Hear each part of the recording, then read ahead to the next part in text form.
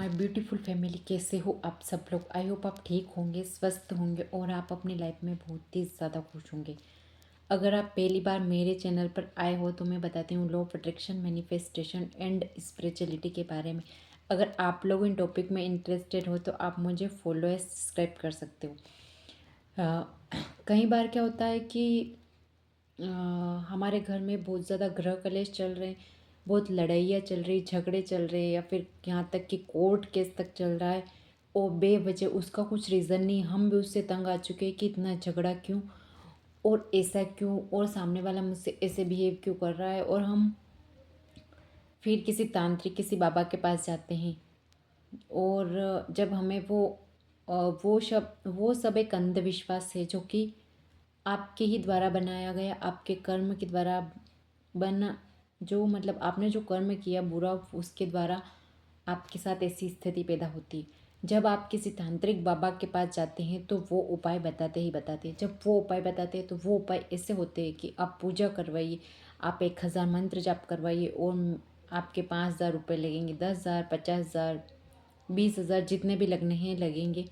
और आप ये पूजा कराइए तो आपके घर में गृह कलेश ख़त्म हो जाएगा या फिर आपके बिगड़े हुए काम बन जाएंगे। लेकिन वो काम होते तभी हैं जब उनका टाइम आता है। मान लो आपका कोई काम अटका हुआ है, बहुत दिनों से आपका बिजनेस ग्रोथ नहीं कर रहा, आपका कोई मकान लेना है, आपकी शादी में अड़चने आ रही, तो वो होगा तभी जब उसका योग आएगा। उससे पहले आप छटपटाओगे कितना तो वो नहीं होगा।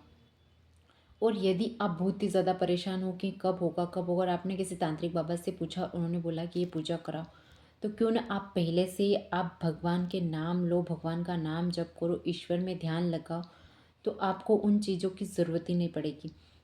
बिकॉज़ होता क्या है ना कि जब हम बुरे कर्म तो कर लेते हैं लेकिन हमें पता नहीं चलता है और हम फिर तांत्रिक बाबा के पास जाते हैं। मान लो हमारे घर में कोई हमारी बहन है, हमारी वाइफ है, हमारी या फिर सास है तो बहू, और बहू है तो सास, और वो काम कर रहे हैं, वो अकेला काम कर रहे हैं मान लो बहू, और वो काम करके दिन भर में थक जाती है और मान लो अचानक कोई मेहमान आ गए और चाय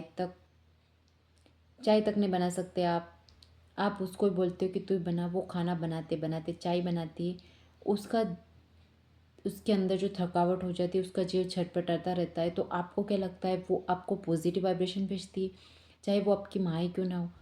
तो क्यों ना आप उनके काम में हेल्प नहीं करवा सकते, तो इतना इतना तो बोल सकते हैं कि हाँ ला मैं कर दूँ। जब आप आपके घर में जो यूनिवर्स है उसको दुखी कर रहे हो, मान लो वो बच्चों को खाना भी खिला रही है, बच्चों को स्कूल के लिए रेडी करना, या फिर बच्चों का काम करना, फिर आपके लिए खाना बनाना, आपके लिए बर्तन साफ करना, झाड़ू पोछा, दिन भर में वो इतनी थक जाती है कि उसे खुद के लिए भी टाइम नहीं मिलता।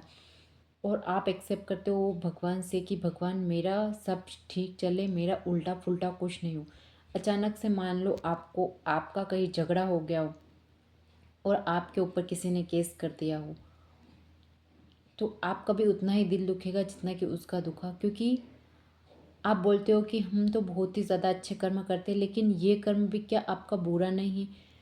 आप किसी जीव मात्र पे दया नहीं कर रहे हो कि आपके घर में है तो आप हाथ नहीं बटाना चाहते, आप उसको दिलासा नहीं देना चाहते, बस चिक चिक चिक चिक, और ये कि करती क्या हो तुम, करती क्या हो, ऐसा करते हो।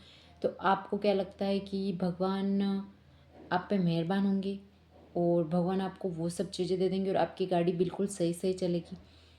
फिर आपकी लाइफ में परेशानी आएंगी और आपके घर में लड़ाई झगड़े चल भी रहे हैं तो वो उसी वजह से होता है कि हमारा कहीं ना कहीं कार्मिक होता है। जैसे हम पड़ोस के वहाँ गए तो मान लो हमारे घर में सब सही साथ चल रहा है, हम किसी पड़ोस के वहाँ गए, उसके पास बैठे, उनके घर में मान लो उनकी बहू है, उनसे अच्छा से बर्ताव नहीं करती है, तो हमने दिन भर उनकी बुराई है कि उनकी जो है उनको गलत बोला, भला बुरा बोला, तो वो सब हम अपनी लाइफ में अट्रैक्ट कर रहे हैं कहीं ना कहीं, हाँ मेरे साथ भी ये हो।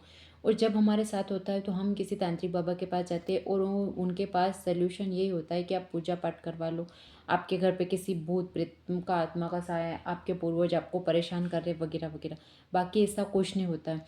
और यदि आपके पूर्वज आपको परेशान करते भी हैं और उन्होंने बोला कि आपके ये ग्रह खराब है, आपका वो ग्रह खराब है, तो वो आपने ही किया हुआ है। क्योंकि माना कि ग्रह होते हैं और वो खराब होते हैं तो वो हमने ही क्रिएट किया अपने कर्मों के द्वारा। यदि हम सीधी सीधी पटरी पे चलते और अपने कर्म अच्छे करते और अपनी नीयत साफ रखते हर जगह हर कदम पे, तो हमारे साथ ऐसा कभी नहीं होता। और यदि आपके साथ हो रहा है तो आप बेवजह चिंता मत कीजिए, बहुत ही ज़्यादा झगड़ा होता है तो आप भगवान का नाम जप करिए, क्योंकि उससे आपके अंदर शांति महसूस होगी और आपको बाहर भी शांति ही दिखाई देगी।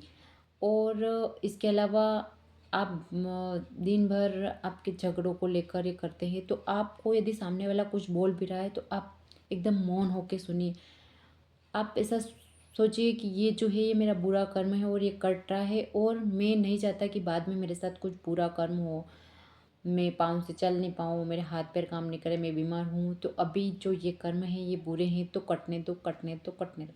चाहे बहू बोल रही, चाहे सास बोल रही, चाहे ननद बोल रही, चाहे आपके पति बोल रहे, तो कि हाँ कटने दो मेरे बुरे कर्म, यही मेरे बुरे कर्म का फल है जो मुझे आज मिल रहा है। ऐसा करके आप, और यदि आप बोलोगे हम ऐसा कैसे करें, वो तो हमारे साथ ऐसा बिहेव करते वैसा बिहेव करते, तो फिर झेलो और करो झगड़े और जाओ तांत्रिक बाबा के पास और दो किसी को मुफ्त के पैसे, 10,000, 20,000, 50,000 ऐसे करके और करवाओ पूजा। वही पूजा ऑलरेडी आप यदि भगवान के 10 नाम 11 नाम भी डेली लेते हो तो उससे आपके घर में भी शांति आएगी, आपके दिल में भी शांति आएगी, आपके घर में कोई भी ग्रह कलेश नहीं होगा। तो इससे अच्छा है कि आप बड़ी बड़ी पूजा पाठ करवाने जाओ। पूजा पाठ से फ़ायदा होता है कई बार, क्योंकि वहाँ क्या होता है कि मंत्र जाप आते हैं, मंत्र जाप से पॉजिटिविटी, हम पॉजिटिव हो जाते हैं। और जब हम पॉजिटिव हो जाते हैं तो हम ऐसा रिएक्ट नहीं करते जैसा हम पहले करते हैं, हम बदल जाते हैं। तो आप ऑलरेडी भगवान को याद कीजिए, चाहे उनकी पूजा पाठ मत कीजिए लेकिन उनके नाम ले लीजिए, चाहे 2 नाम क्यों न लो, चाहे राम राम चाहे राधा राधा ही क्यों न लो, लेकिन आप डेली बेसिस पे लीजिए और उनको ग्रेटिट्यूड करिए कि थैंक यू जी मुझे ऐसा जीवन देने के लिए। तभी आप आपकी लाइफ में आगे बढ़ पाओगे, वरना आप लाइफ को कोसते रहोगे तो कुछ नहीं होना जाना है, और बेवजह के झगड़े होने और टेंशन लेनी और डिप्रेशन लेना है। और फिर आप कहोगे कि ये law of attraction Waugh of attraction, कुछ नहीं होता है, क्योंकि हमारे माइंड में बहुत सारा डस्टबिन भर जाता है और उसके बाद हम चीज़ें भी हासिल नहीं कर पाते। आई होप आपको इस वीडियो से बहुत ज़्यादा सीखने को मिला होगा और मुझे कमेंट सेक्शन में ज़रूर बताना। Okay everyone, thank you and Radhe Radhe.